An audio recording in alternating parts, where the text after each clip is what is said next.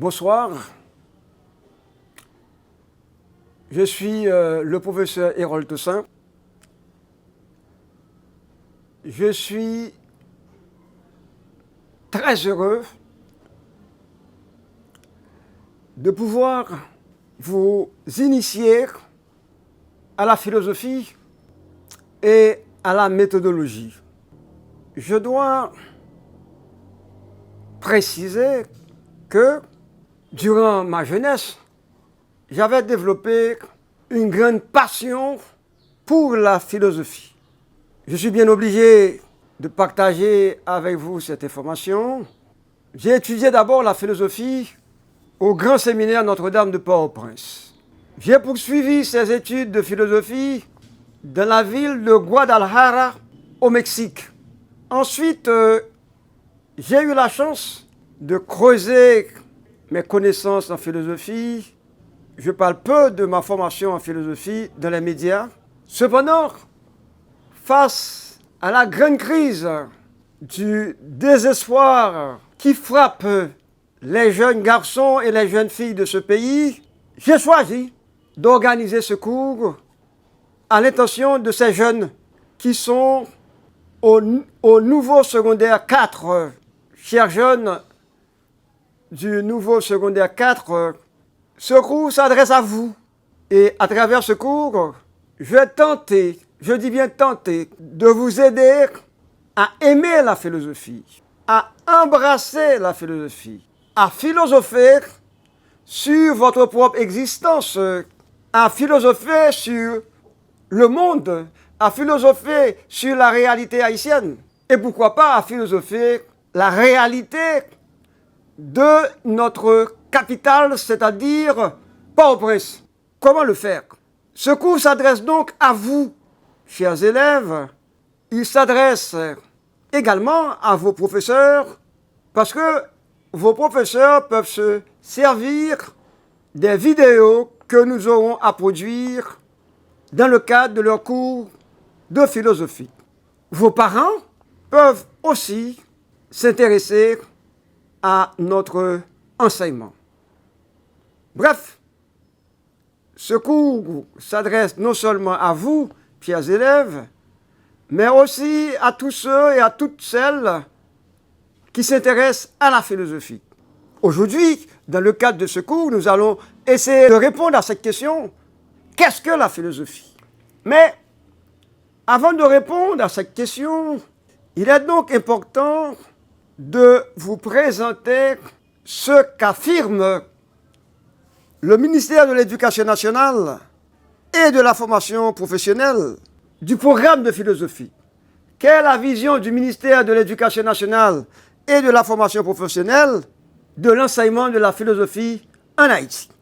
Pour répondre à cette question, je vous présente le livret dans lequel nous trouvons le programme proposé, voire imposé à tous les directeurs et à toutes les directrices de nos collèges et de nos lycées. Voyez donc le livret. Le programme de philosophie se trouve dans ce cahier ou dans ce livret. Je vais rapidement lire pour vous ce que nous trouvons à la page 26 de ce livret. Je lis. Écoutez bien, chers élèves. Écoutez bien, chers parents. L'enseignement de la philosophie doit permettre à l'élève haïtien d'exprimer plus aisément sa pensée, de mieux défendre ses opinions et points de vue, en ayant recours à un mode de raisonnement adapté au contexte de communication. La philosophie développe une capacité d'échange intellectuel, de dialogue, de compréhension mutuelle en vue d'échanges apaisés. La philosophie développe une capacité d'échange intellectuel, de dialogue, de compréhension mutuelle en vue d'échanges apaisés. Grâce à la pratique de la philosophie, L'élève apprend à être l'auteur de sa pensée en la structurant de manière rigoureuse. La lecture des auteurs philosophiques incite l'élève à prendre conscience de la complexité de certains problèmes et l'invite à élaborer ses propres idées de façon précise. Le travail philosophique sur les concepts fondamentaux de l'éthique et de la politique permet à l'élève de mieux se repérer dans le domaine de l'action et de donner des fondements rationnels à ses choix et à ses engagements. Le développement de l'esprit critique contribue à une meilleure implication des citoyennes et citoyens dans la vie républicaine. Je reprends cette phrase. Le développement de l'esprit critique contribue à une meilleure implication des citoyennes et citoyens dans la vie républicaine. Géniaux, c'est dans le livre ça, programme là, en lisant ces phrases, on voit que le ministère entend former des citoyens actifs, des citoyens critiques, des citoyens, des citoyennes qui doivent développer leur sens critique, des citoyennes et des citoyens qui doivent penser par eux-mêmes, penser par elles-mêmes. Mes amis, il faut mettre deux mains en tête. Il faut me faire geste ça, mettre deux mains en tête. Si il y a des gens pour qui enseigner, si le ministère a formé des gens pour qui enseigner philosophie, j'ai dit là, le pays a sauvé dans 15, 20 ans, 25 ans. Ou pour gagner une autre forme de citoyen. Si la philosophie fait bien, ou pour gagner un autre type de citoyen, d'après ça qui écrit dans le livre ça. Ouais. Philosophie, il a pour l'apprendre, je penser. Il a pour l'apprendre, je argumenter, apprendre, je développer ça, penser, opinion, dans le respect, yon a l'autre, sans violence. Pour ça, il a pour faire moun yo pas penser droite et gauche, pour faire moun yo pas voyer monter, pour faire moun yo penser avec logique, pas avec émotion, non, pas avec coup de zame, avec couteau, mais c'est avec raisonnement, c'est avec raison. Tel est donc le sens de l'enseignement de la philosophie que nous propose le ministère de l'Éducation nationale.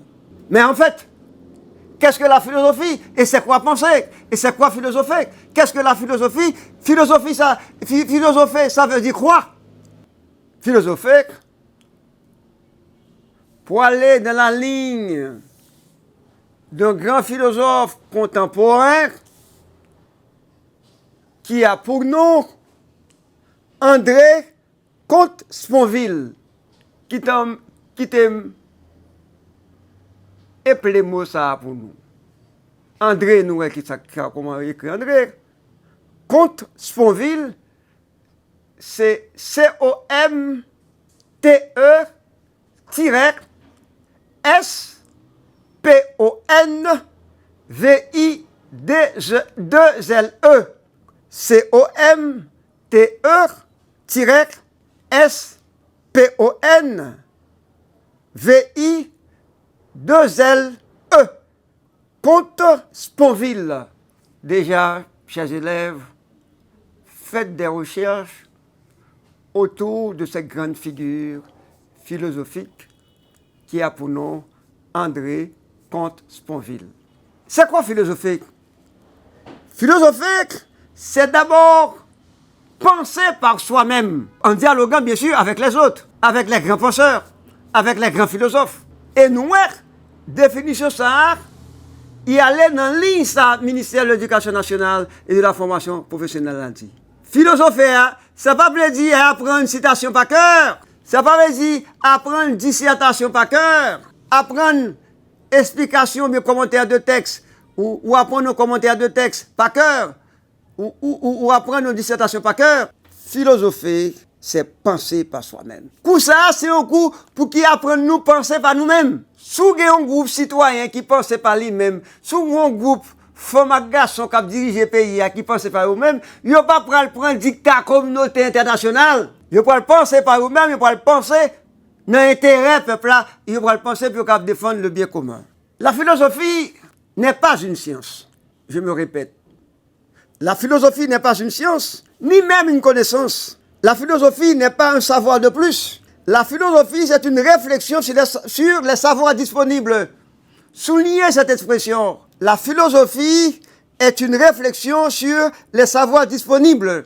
Tout ça qui existait, toute barrière qui gagne dans le monde, c'est là que vous réfléchissez sur vous-même. Philosophie, c'est là que vous réfléchissez sur toute barrière qui a sur le monde, sur les hommes, sur le comportement du monde.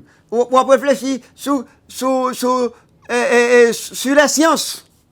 Toute science qui est disponible, la philosophie est capable de réfléchir sur la biologie, est capable de réfléchir sur l'informatique, est capable de réfléchir sur la médecine, qui j'ai fait médecine, est capable de réfléchir sur la technique, il a tout capable de réfléchir sur l'intelligence artificielle, je veux dire.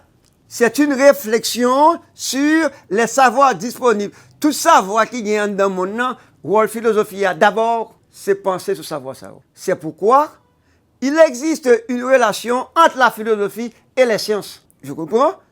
Il y a une relation entre la philosophie et les sciences. Et il y a un grand auteur qui dit nous comme ça, on ne peut qu'apprendre à philosopher.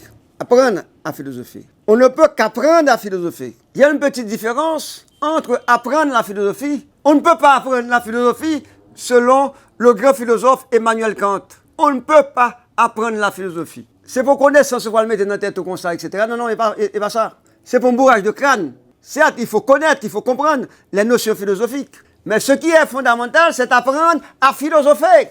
Et il n'y a pas d'âge précis pour pouvoir apprendre à philosopher. Ou capable petit moun petit, ou capable commencer à philosopher. C'est très très important. Et dans certains pays, il y a des cours de philosophie qui sont adressés à des enfants. Ce n'est pas moun qui a 40 ans, 50 ans, qui grand monde 35 ans, qui va philosopher. Mais nous avons tous ces capacités. Et personne ne peut philosopher à notre place. N'oubliez pas ce que nous avions dit au début, philosopher, c'est penser par soi-même. La philosophie nous aide à réfléchir, par exemple, peut nous aider à réfléchir sur l'art, sur la langue créole, sur la politique, sur la morale, sur l'État, sur la religion, sur les religions. Mais ce que nous ne devons pas oublier, philosopher, c'est vivre avec la raison qui est universelle. Je reprends cette définition. Philosopher, c'est vivre avec la raison qui est universelle. Et sur ce point, nous devons immédiatement ajouter, la raison n'est pas purement européenne. La raison n'est pas purement américaine. La raison est universelle.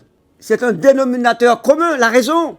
Ça veut dire quoi? Tout peuple peut avoir son corps de philosophe.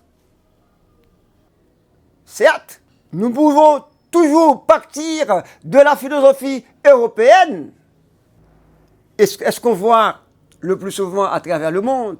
On commence avec la philosophie grecque, on commence avec Socrate, ou encore avec ce qu'on appelle, vous pouvez chercher ce terme sur Internet, avec les pré-socratiques pour aboutir à Socrate.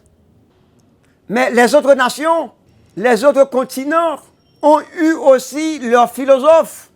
Par exemple, ce point est extrêmement important. Et c'est pourquoi je vais vous présenter immédiatement quelques livres pour vous dire que philosopher, c'est vivre avec la raison qui est universelle.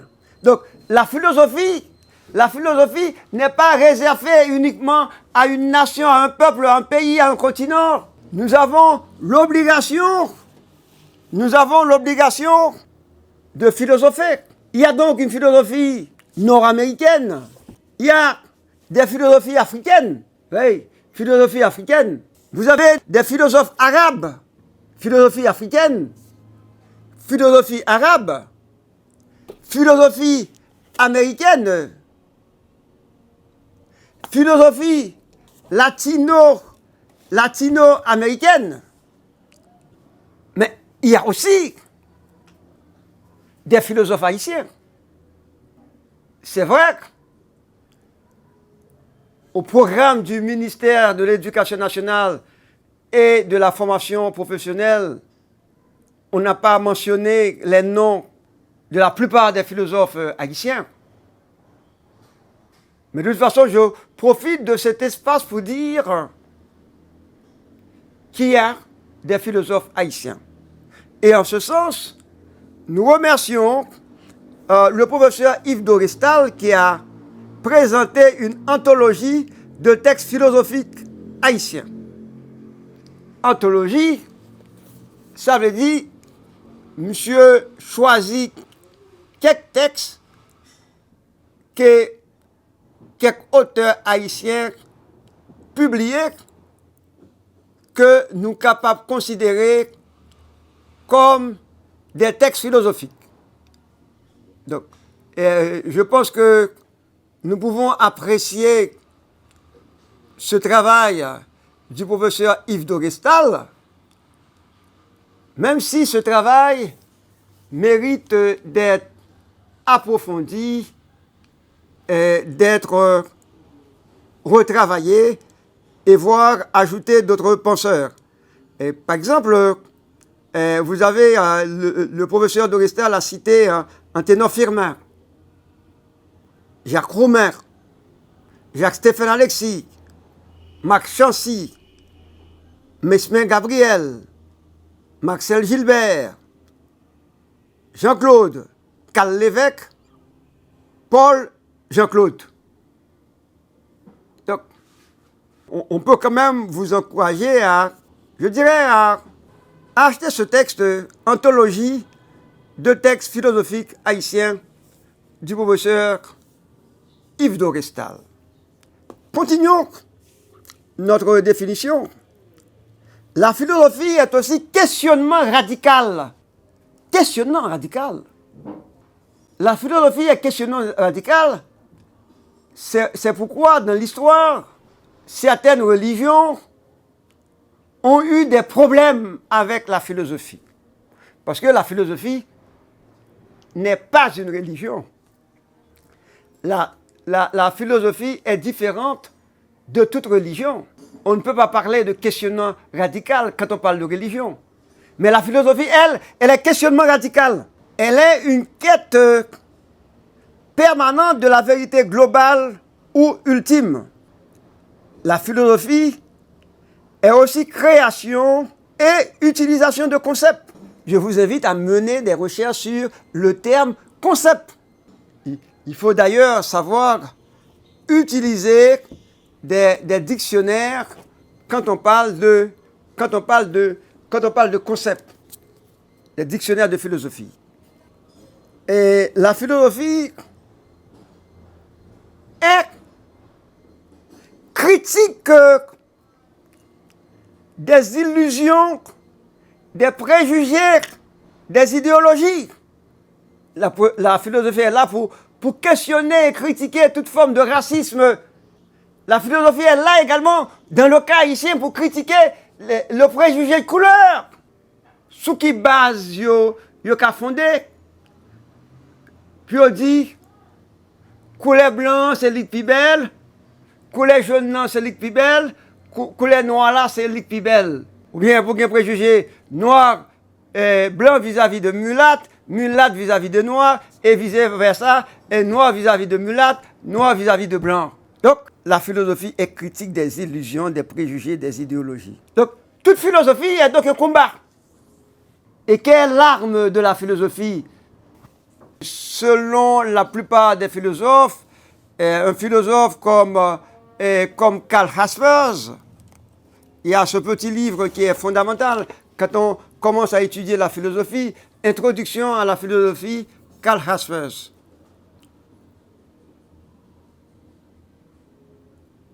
Et attention, je ne vais pas préciser la date. Quand j'étais en philo, j'avais un professeur qui avait pour nom Yvon Joseph. Le père Yvon Joseph, il dactylographiait ce livre de Karl Jaspers pour tous ses étudiants. Là, nous comprenons pour qui ça me viendrait mes philosophies. Depuis que j'étais dans philo, j'étais un bon professeur qui t'a dirigé nous, qui t'a donné nous une formation solide. Et après tant d'années, je reviens sur ce petit livre qui est un classique quand on commence à étudier la philosophie de Karl Jaspers. Vous pouvez chercher ce nom, le nom de ce philosophe sur Internet. Hey, Introduction à la philosophie. Donc, quelle est l'arme de la philosophie? L'arme de la philosophie, nous l'avions dit, c'est la raison. Quels sont les principaux ennemis de la philosophie? La bêtise, le fanatisme, pardon, l'obscurantisme. Et quels sont les alliés de la philosophie? Les alliés de la philosophie, ce sont les sciences. Mais quel est l'objet même de la philosophie? L'objet de la philosophie, c'est le tout avec l'homme dedans, où l'homme met dans le tout. C'est l'homme non, qui est dans l'univers là. L'homme est le tout. Et ça, extrêmement important. Objet philosophie, c'est l'homme qui l'a, qui est dans la nature. C'est la totalité de l'univers. Si à partir de là, on pourra le penser, on pourra le réfléchir sur l'homme, on pourra le réfléchir sur ça qui est dans mon nom, le monde dans sa globalité. Mais en gros, quel est le principal but de la philosophie? Et là, c'est important. Le principal but de la philosophie, c'est la sagesse. C'est-à-dire le bonheur. Le bonheur dans la vérité, la sagesse. Comme on le sait, le mot philosophie vient du grec. Philosophos. Philosophos désigne celui qui aime le savoir. Par différence avec celui qui possédant le savoir se nomme savant. Il a aimé le savoir et possédé le savoir. Le philosophe ne possède pas le savoir. Le philosophe aime le savoir et le philosophe va à la recherche de la vérité. Écoutez bien, le philosophe va à la recherche de la vérité. Si nous faisons philosophie, c'est pour nous chercher la vérité. C'est pas vrai que vous prenez une vérité à n'importe où, non? Ou une vérité à n'importe où, vous prenez manger véritaire, ou prenez dévorer véritaire. Non. C'est une quête incessante de la vérité. Faire de la philosophie. Faire de la philosophie, c'est donc être en route. Être en route. Notez bien cette définition, c'est être en route. Le philosophe, c'est celui qui marche. Son monde qui marche, son monde qui à la quête, à l'affût de la vérité. À l'affût de la vérité. Ces philosophes-là, ils ne pas chercher à installer nos vérités. Ils ne pas prisonniers de nos vérités. Ils cherchent la vérité. C'est pourquoi, chers étudiants, il y a plusieurs écoles de philosophie. Et nous vous invitons à mener une petite recherche sur l'histoire de la philosophie. Vous pouvez chercher sur les grands moments de la philosophie à travers l'histoire. Cherchez ça pour moi, cliquez les grands moments de la philosophie à travers l'histoire, ou si vous voulez, les grandes écoles, les grands courants de la philosophie à travers l'histoire. Mais toute philosophie se définit aussi par sa réalisation. Ça veut dire quoi par sa réalisation? Et nous allons terminer par cette question. Vous allez philosopher. Vous avez entré dans la philosophie à partir de votre propre expérience. Mais clair. Pendant que vous étudiez la philosophie, ça doit vous renvoyer à vous-même, à votre propre expérience, comme jeune. Et dans ce climat d'incertitude, dans ce climat de violence, qu'est-ce que vous êtes en train de vivre intérieurement? Mieux en plus. Qui ça nous est? Qui ça qu'a vivre dans la tête nous? Qui ça nous pense? Bref, chers jeunes, nous vous invitons à voyager avec nous vers le pays de la philosophie dans les prochaines séances. Enfin, pour ça, nous faisons, pour tout jeune qui n'a pas de chance, ou bien qui n'a pas de chance, chaque semaine, il y a un professeur de philosophie qui vient parler, qui vient faire cours pour nous. Pour ça, que nous tous nous essayé abonner à la chaîne YouTube moyen et nous demandons, tant pis s'il vous plaît, partager vidéo ça l'autre jeune parce que nous prenons pile temps pour nous voir si nous avons préparé plus passer 20 vidéos sur toute notion nous avons voir dans le programme ministère Éducation nationale mettez pour nous.